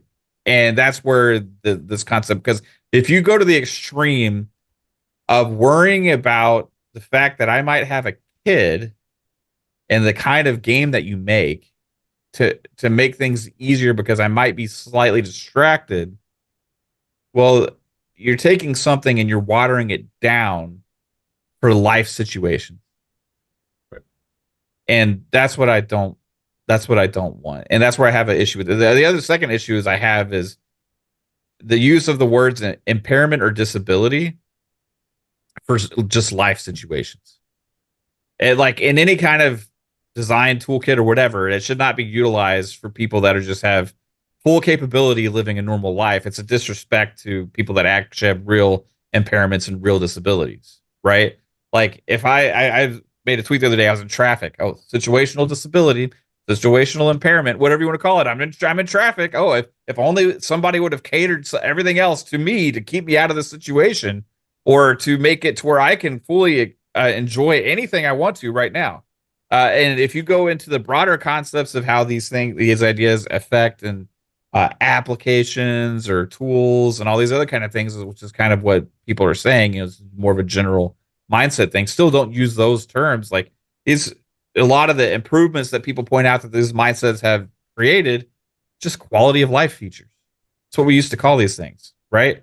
It's not to take care of me because I have a disability because I have a kid, or like an impairment because I have a kid. You're adding a flashlight onto a phone isn't just for people that, like, being in the dark is not a situational disability or an impairment. It's just, hey, it's dark and you have a phone. It'd be cool if you could put a flashlight on it, right? It's just common sense. Like, if you have the technology or ability to do certain things and make improvements, you do it. Now I understand they're trying to put emphasis on this with the design philosophies, but use better terminology or whatever to be less disrespectful to people that actually have real disabilities and real impairments here. Because, like, I just can't think of myself as having a disability because my kid runs across the living room, or like I am trying to hold a beer while I'm playing a video game, right? Or like whatever the concept. Hey, if I want to fix that, I'll get a fucking beer helmet. Okay, like there's Like, I want a beer mode in the game. Yeah. Actually, that'd be kind of cool. I'll get a pack and play. Put my kid in the pack and play. I'll get some peace for a couple hours, right? There's situations we can take care of these things as parents, right? Or whatever. Like, the challenge for us is to enjoy the awesome things when we have time to, and keep them amazing, not make everything suck to be like accessible for every moment of every life situation possible. I mean, so please don't put too much emphasis on these things, developers. This Please. is what happened, honestly, in my opinion, with Splinter Cell. Like, the reason why Splinter Cell or these stealth games have disappeared is because it's not as accessible. It's not as a big audience for the stealth genre. So they're like, oh, let me make games that cater to what I think people are going to like. And what happens when you do that? When and then Jesse P, he said, yep, by catering to everyone, you end up catering to no one. What ends up happening is like you are changing the overall experience to appeal to everybody. But then, like, there are people who are out there who kind of suffer for it, like people who love the stealth genre. Pretty much, like, there's like no stealth games right now, for example, so that's where I kind of I'm not a fan of it. And Elden Ring is where this all started, right? Like, how do we make Elden Ring more accessible, because it's too hard? And that's kind of where this conversation was coming from, is journalists were complaining that Elden Ring's too hard. How do we make it more accessible? And that's what ALANAH was kind of replying to. And in my boat, like, if this is your vision of a game, is to have it at this difficulty, because, like, to me, the reason why the Souls genre is a thing is because it's so hard. You start to analyze the game differently. Like, you look at the attack patterns of a boss, and then you're like, okay, well, he does this, and then maybe this is where I should heal, or that's basically what makes a Souls game, is you look at situations like that, and it is hard when you first play it, but as you get better, you learn attack patterns. It rewards you for that. That's why people love Souls games, right? But if you take that away and make it accessible, like, well, I should be able to kill the boss in like 2 hits, you're kind of destroying the experience in the game by making it more accessible, And I understand, like that's, like, people want to you want to be able to make it so everyone can play your game, but at the same time, like, I understand that mentality, but, like, if your game has a certain vision and you abide by that vision, people will reward you just for that game being different. And I mean that's what it Yeah. is. You know. Yeah, I see R.L. Stein says, sound pretty messed up saying they shouldn't make these features since it's only for 2% of the people.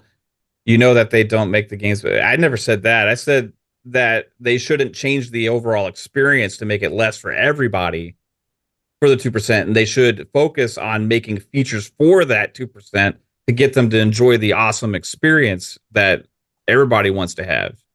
Like I want to enable the people that have the lack of ability to enjoy the awesome stuff to be able to enjoy that, not change the overall thing for everybody to be something less that maybe that 2% isn't even going to enjoy at that point.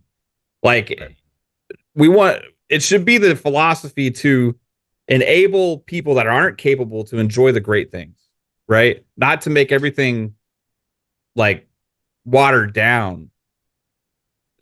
We need to enable the people and add the features for them. I don't want them to make design decisions for people that have kids walking across the living room and like things like that. If you're missing like an arm or you can't see, you can't hear like or whatever. I love them adding features to these games to allow people to play them. Yeah, for sure. But don't change the overall game in the general sense of what the game is. Which is what I'm kind of referring when you start changing exactly the game itself, like because like certain genres of games aren't as accessible, then they stop making them. Like the stealth genre, for example, or what they did in God of War Ragnarok was, oh, people are, don't like spending a lot of time in puzzles, so I'm going to tell you how to solve the puzzle. It defeats the purpose of the puzzle. Like what I find fun in puzzles is me solving it. But if you get rid of the fact that I can't solve the puzzle, then that's making my experience worse, you know. But in that situation, you are making the game more accessible. That's kind of what I'm talking about. Like in those situations, I'm like, yeah, I don't know how I feel about that. Yeah. But if you were making a game where generally, like with what they did with Forza was amazing. Like people who are blind can play Forza because of how good the sound is, and they could have a good time with it. Or what they did with Last of Us, for example, they did like some colorblind modes and stuff like that, where you can like see through walls. That's super cool. But like when you start like talking about like with Elden Ring, like listen, I need this game to be more accessible, so I need to make this game easier. That's when you're affecting the vision for what the game is supposed to be, and that's what I have a problem with. Yeah. Yeah, and that goes into making things like Elden Ring easier, and or like things like that is where this general thing, the reason why this conversation came up, right? Yeah, it's not for the fact of adding features; it's for the sake of changing the overall product. Yeah, that's why this conversation started in the first place, right? So that's why we're talking about that. For sure. And then last thing I want to, because I want to hear Fuzzy's point for sure. But Jesse, he says this topic also goes into the debate about whether video games are art or a product. I mean, it's kind of both. It's like any form of entertainment. Like with movies, for example, movies can be art. There are certain more Oscar baity movies where a director will put maybe will change or try to define a genre a certain way, or I don't know, but it can be both when you see a movie. But it's consumer products, man. Yeah. If it's like a one-off piece of art painting, right? That's just, hey, this is piece of art. There's only one of them in the world. Yep. Different than building something that is meant to be marketed and sold to the masses. Correct. That's movies and TV shows and video games are consumer products, even though there's artistic expression expressed throughout that product that makes them awesome or not. Yeah. Right?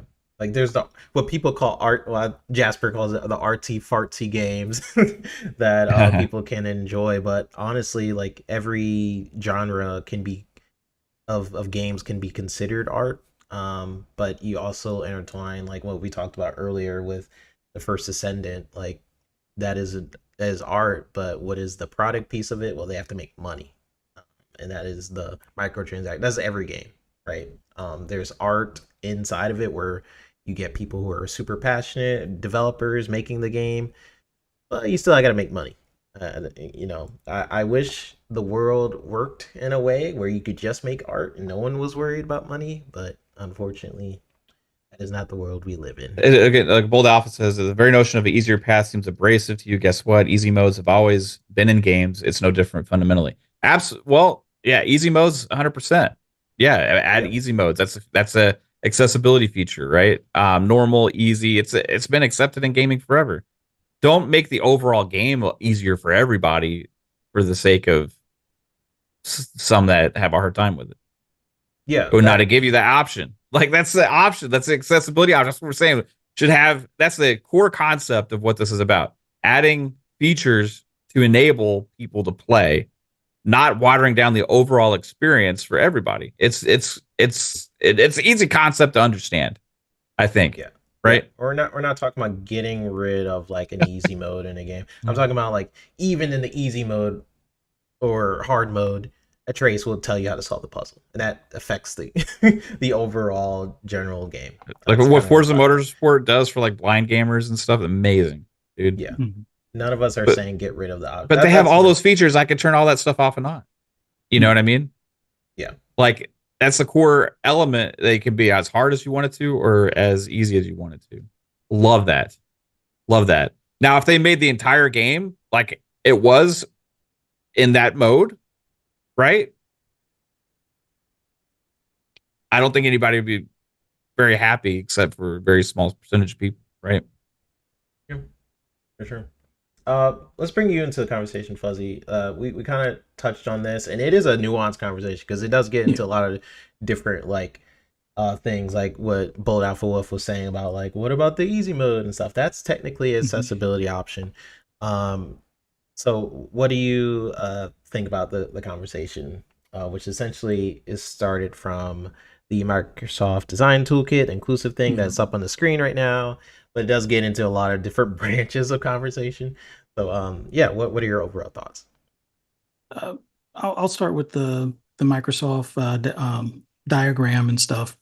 For me, just the wording choice, and I think they did change the wording a slight bit, but that's my only complaint. Like the situational stuff, as far as how they pose it, if it's to apply to apps or games. I used to work in the automotive industry as far as for designing aftermarket accessories. And one of the biggest, I wouldn't say it was a pet peeve, but one of the biggest things I wanted to do was make sure that our explanation and use for that item is clear and concise. Don't over explain or over, um, I guess, like simplify to the point where you're kind of hand holding all of the consumers. Like my retort was always, we don't need to start making knives with this end is sharp written on it. But I do understand how accessibility is a necessity, especially if you're making a consumer product. It can have art components to it, but it's still a consumer product, and you want to try to get the most for your money as far as from a company standpoint, whether it be software or hardware or otherwise.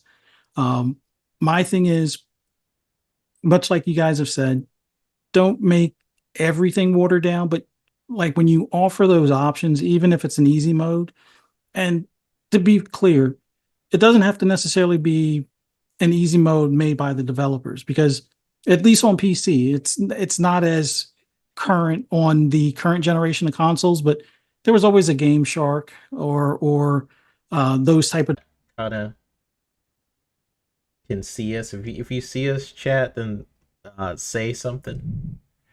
You hear a storm in the back. Basically, the storm is a storm right now. Let's see. Yeah, I think we're live We're again. live. Dang it. Usually YouTube will make me do like another stream. So I'll wait till some comments come in. Guys seeing this. 3-bit's gonna come back to hamster baud modems and generator spam. Okay, cool. Yeah, I the just moved my consoles, but fingers in a there certain was way always a to game. make sure it was actually live video. Yeah, I could. Yeah, we're live. We're live. Okay, Alright. cool. It's crazy. It stayed the same. Like you're Yeah. able to reactivate the same stream. Yeah, that's never That happened. never. Yeah, that never happens for me either. It just stayed buffering forever. It usually just goes away. Yeah, Yeah. what the heck? My power went out completely. I was just sitting in a dark room because there's a huge storm coming by. So I gotta finish this show. It can cut out after this show, hopefully. And like just We awesome. are live. Oh, we are okay. Thank, Okay. but for how long? Who knows? But the Let- fact that there's still people in here. Listen, I gotta do outros before my Yeah. power goes out again. But appreciate everyone for dropping on by. We'll make up for the show. I promise you guys. Look, I'm already changing spots and everything. Listen, everybody, we had 111 people here at one point. Because of Boom and Web Dave. Appreciate y'all. You guys have no idea. Let me extend this. It's bothering me. I know I'm. Okay, that's better. Mav is the host right now, apparently. But Yeah, no, what's up? Thanks for being here, 3-bit. Yeah, no problem, no problem. But no, we're just gonna end it because there's a huge storm over here and it's cutting out my power. So let's get out of here. Mav, tell people where they can find you. Yeah, all the things.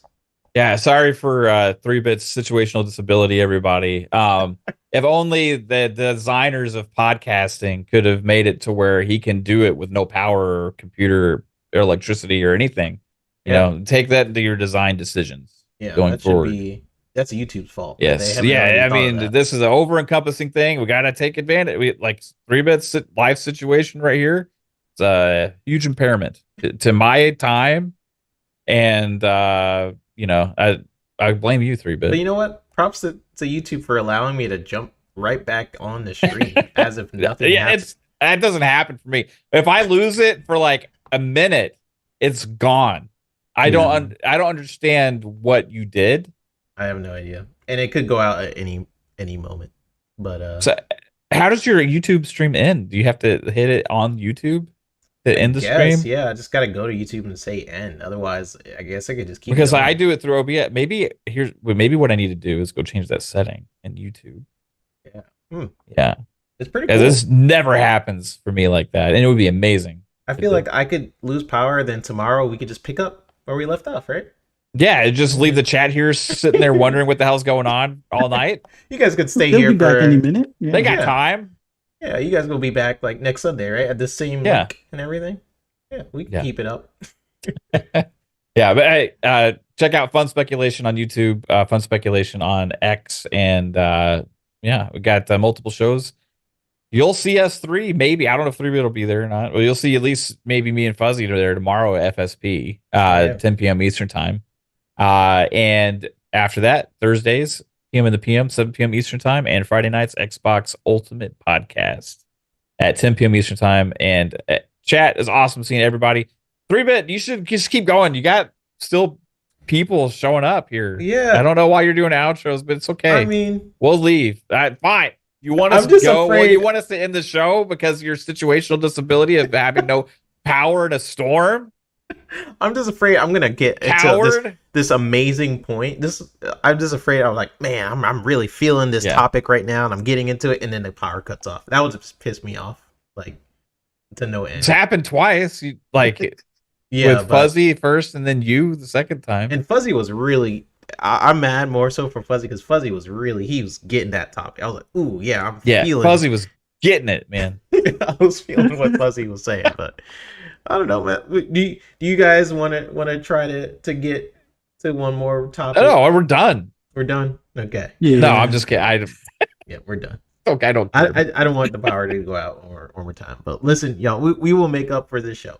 Okay, for this show going out, we promise. Fuzzy, tell people where they can find you, all the things, man. Oh, as always, awesome doing podcasts with you. Always awesome having Mav here as a special guest. Pretty much this is like an extension of FSP. to some extent, but it was awesome being on here with you guys. Thanks everybody in the chat. Thank you, Web Dave. Thank you, Mr. Boomstick, for sending people our way. Greatly appreciate it.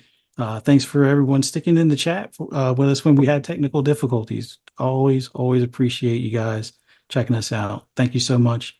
For those who want to find me on social media, just search for Fuzzy_Belvedere on X or former Twitter. You can also find me on Double Barrel Gaming at 12 noon Monday for Xbox Lunch Break Special, and then 10 p.m. Eastern Standard Time for FSP. Hope to see you guys there, as well as next week for another episode of Pixelated Echoes. Greatly appreciate it. Tell them where they can find you, 3-Bit. Everyone can find me here every Sunday on PXE channel. If you guys agreed with us or not, let us know in the comment section down below on why. Why not? I thought we were pretty good. Just explain, not next week, but next week on our show, we'll have a show on Tuesday with Lord Cog. So we've been setting this up. If you guys remember, like 2 episodes ago, Lord Cognito's was going to jump on with Pong and everybody. So we've been trying to get him on the show, schedules and all that, but he'll be there next Tuesday. So you guys could just write it, subscribe for notifications so you guys know when exactly. But look forward to that show. It's going to be absolutely a good time. PTK, I believe, will also be on that show. And whoever else wants to hop in. I think Mav said he wanted to jump in, so we'll see. I am 3-Bit, y'all. And I will see you guys on the next episode of Pixelated Echoes. Appreciate everybody in the chat. You guys are amazing. I know some what was it, Def Leppard was saying like he looks forward to the beat in the outro, like boom, boom, boom. So you'll see that in a second. So someone said something really funny. One sec. Someone said, dang, where is it? Sappho says quick that resume. Like this was YouTube has quick resume. Yeah, this is like quick resume Pixelated Echoes. Yeah. Sappho said that, Fuzzy, you should consider long form content. Call it sleep ASMR. Just read a book until people pass out. You have the voice for it. I agree with that. Yeah, the calm and soothing voice of Fuzzy Belvedere. I definitely agree. The buffering echoes is the name of this episode for sure. Pixelated buffering. It's like warm in a fuzzy blanket while you rest peacefully in bed. Listen to my voice while I read to you chapters from Moby Dick. I would read it. Yeah. Yeah? Yeah, he has the soothing, like, informative voice. It's fuzzy. But no, I appreciate everybody jumping on in. I'll see you guys on the next episode. Maybe we'll have one earlier. We'll see. Peace out, y'all. Bye. Bye.